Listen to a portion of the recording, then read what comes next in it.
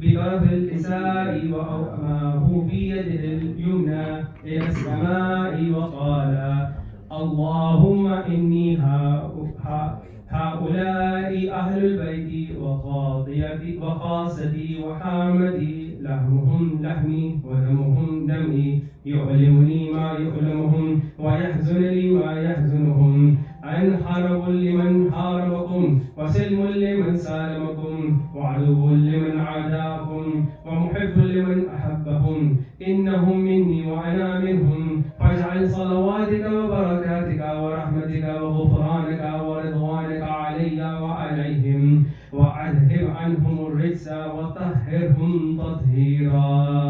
اللهم صل على محمد وآل محمد.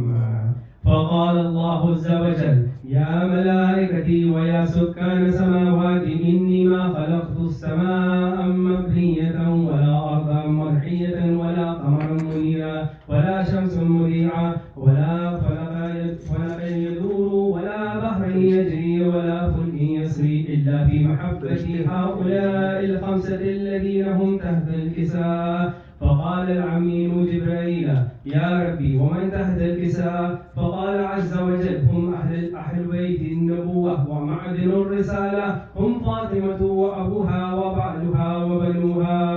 اللهم صل على محمد وآل محمد. فقال جبرائيل: يا ربي أتأذن لي أن أحبط إلى الأرض لأكون معهم سادسا؟ فقال الله: نعم قد أذنت لك.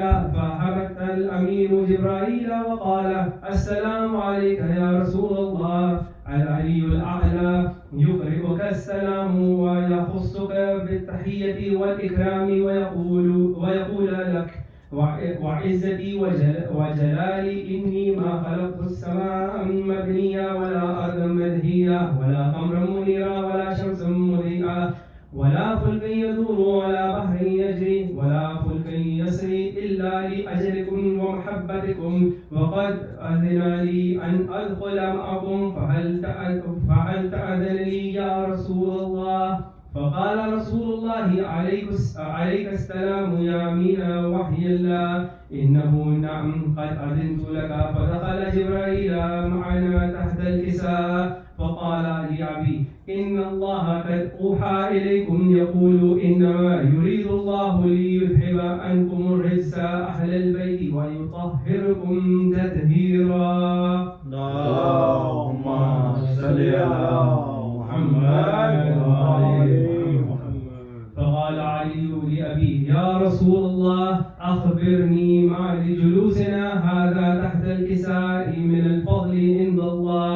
فقال النبي صلى الله عليه وآله: والذي بعثني بالحق نبيا واصطفاني بالرسالة نجيا، ما ذكر خبرنا هذا في محفل من محافل أهل الأرض وفيه جمع في شيعتنا ومحبينا إلا ونزلت عليهم الرحمة وحفت بهم الملائكة واستغفرت لهم إلى أن يتفرقوا. فقال علي عليه السلام: إذا والله فزنا فاز وشيعتنا ورب الكعبة. وقال أبي رسول الله صلى الله عليه وآله: يا علي والذي بعثني بالحق نبيا واصطفاني بالرسالة نجيا، ما ذكر خبرنا هذا في محافل من محافل أهل الأرض وفيه جمع من شيعتنا ومحبينا وفيهم محموم إلا وفرج الله هما،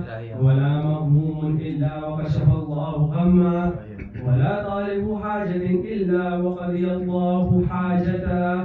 فقال علي عليه السلام: إذنا والله فزنا وسعدنا، وكذلك شيعتنا فازوا وسعدوا في الدنيا